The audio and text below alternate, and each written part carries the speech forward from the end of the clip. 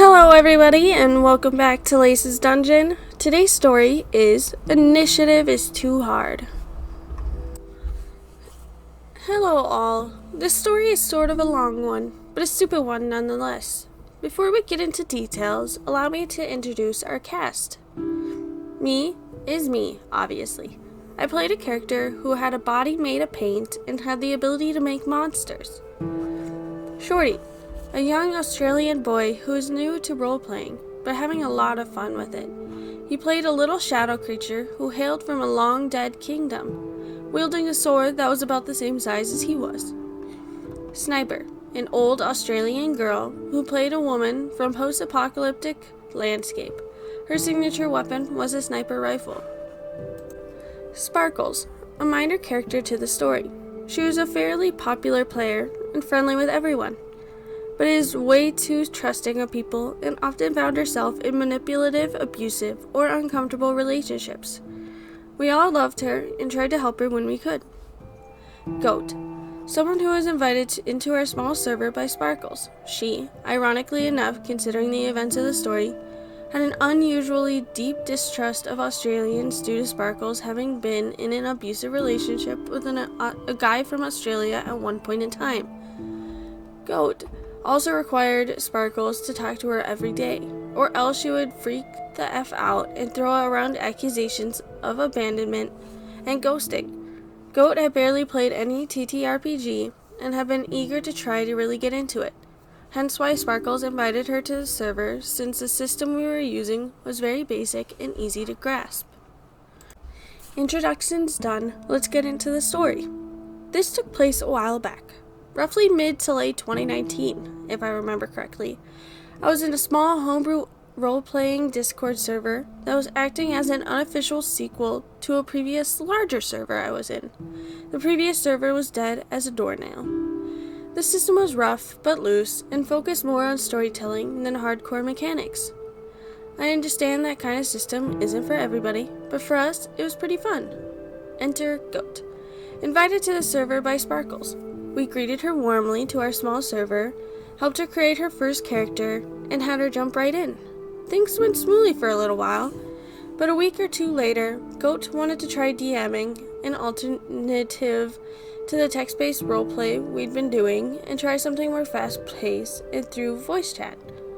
People were excited to try it out, and the few nights it took place, it seemed relatively popular. These micro-sessions were more akin to Hunger Games in structure. Purely combat-oriented, pitting 3-player characters against one another to win. Bragging rights, I guess. There was no actual prize to my knowledge. They were very short, fast-paced, and seemed interesting. I decided to join in on the third night of Hunger Games. However, Goat had neglected to go into any details of the rules. All she said to me was, only 3 characters are allowed to participate. You cannot bring your character's original weapons into play, and instead need to find weapons on the battlefield. The fight doesn't end until one person is left standing. However, she had neglected to inform me of a very few important facts. Magic and character-specific special abilities were also dead. This was a very important detail that had been left out because my character was primarily a spellcaster and was incredibly squishy. And most importantly, there was no turn order, no rolling initiative, nothing. This first rule severely crippled me, but the second one is what became my undoing.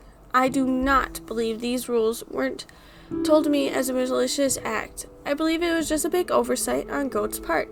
An accident. She might have just assumed that by now, everybody in the server knew the basic rules to her homebrew Hunger Games, and neglected to tell me them because of that assumption. My opponents were Shorty and Sniper, who had played the 2 previous Hunger Game nights. I was excited to try something new, especially because I had just had a very bad day at work and just wanted to do something fun.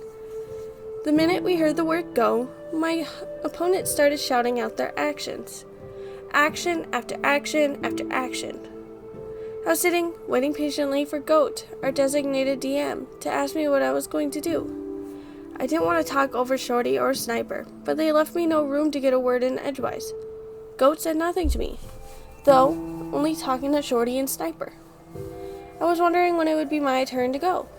The only time Goat spoke was to tell Sniper and Shorty to roll when they announced they were going to start looking for weapons. And then Sniper announced that she was going to use a bow and arrow she just found lying in the field and shoot my character who's been T-posing at the spawn point. Goat asked Sniper to roll and didn't ask me to do anything.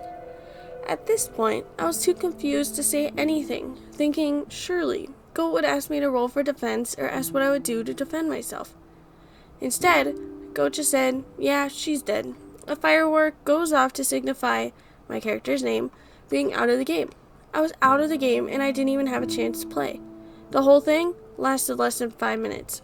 My confusion and frustration finally bubbled over. I had been yelled at by customers at my part-time job. My boss had snapped at me over something that wasn't even my fault, and I just wanted to relax with some good old fancy violence, or fantasy violence.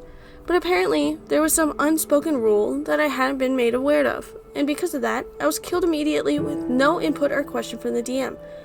I muted my mic and started to cry.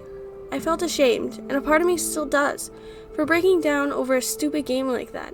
I should have just sucked it up, but I was mentally and physically exhausted, and my brain just couldn't take the horrible disappointment.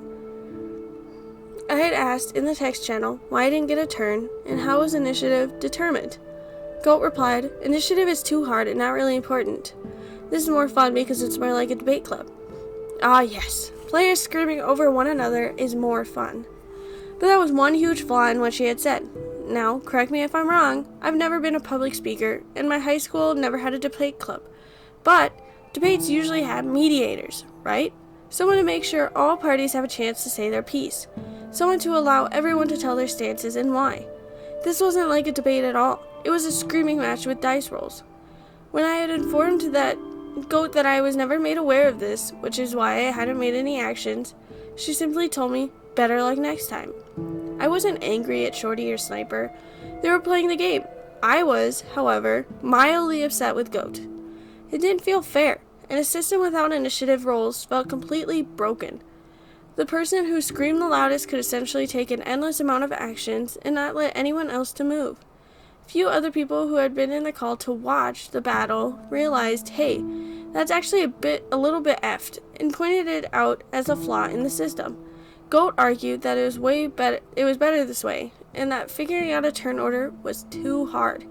Safe to say, the Hunger Games micro sessions' popularity started to wane pretty quickly, especially when Goat had started some unrelated small-time petty drama and got herself blacklisted from the server. Goat would go on to do some private D&D campaigns, which all eventually fell apart due to her hard no-rolling initiative rule. Luckily, I was never part of any of those campaigns. Edit 9/28/21. I just realized I forgot to point out something important. When Goat asked Sniper to roll, it wasn't to see if whether or not the attack would hit me, it was to see how much damage I took. In Goat's custom system, all characters get a set amount of HP, regardless of class, species, etc. Hence why she immediately announced I was dead. Though, now that I'm thinking about it, I'm not even sure how she determined the amount of damage dealt in the first place. I don't know why Goat thought that things like turn order or checking to see if an attack hits or misses is too hard. We literally had a mini custom rulebook written out for how our homebrew system worked, that everyone in the server was required to read before joining into the game. It was free to look back on. I still have the original Google Doc it was all typed up in, even though it's very cobbled together, and some of it makes me ask, what the hell were we even thinking with certain mechanics? So when Goat decided to start her own private games running off the D&D 5e system, and she had carried over the habits of no turn order and ignoring AC rules, her players were all experiencing a hell on earth where all monsters just went sicko mode and hit no matter what. I felt so bad for the party's cleric. Everyone has their own opinions on different ways to play. However, Goat's ways just seemed a bit unfair. With no AC, that was definitely noticeable. No matter what, players would die. It would just be dependent on how high the others rolled, whether or not they died first or second hit. Goat could have also put up the rules in the chat. Even in voice chats, there should be the option to put up some type of text, where she could put down every single rule that she had, so this type of miscommunication wouldn't happen again. And initiative is not very hard. It makes it so everyone gets a turn and nobody holds the spotlight. And it definitely stops a screaming match from occurring. Even though, according to GOAT, it's just like debate club. Which, by the way, not even true. Just like the OP, from what I remember, debate club always had a mediator. And maybe they should have had a mediator or a mod. But according to the OP's comments, this chat actually has died off and it was just friends. So anyways, that's all for tonight, and I hope to see you next time at Lisa's Dungeon. Goodbye.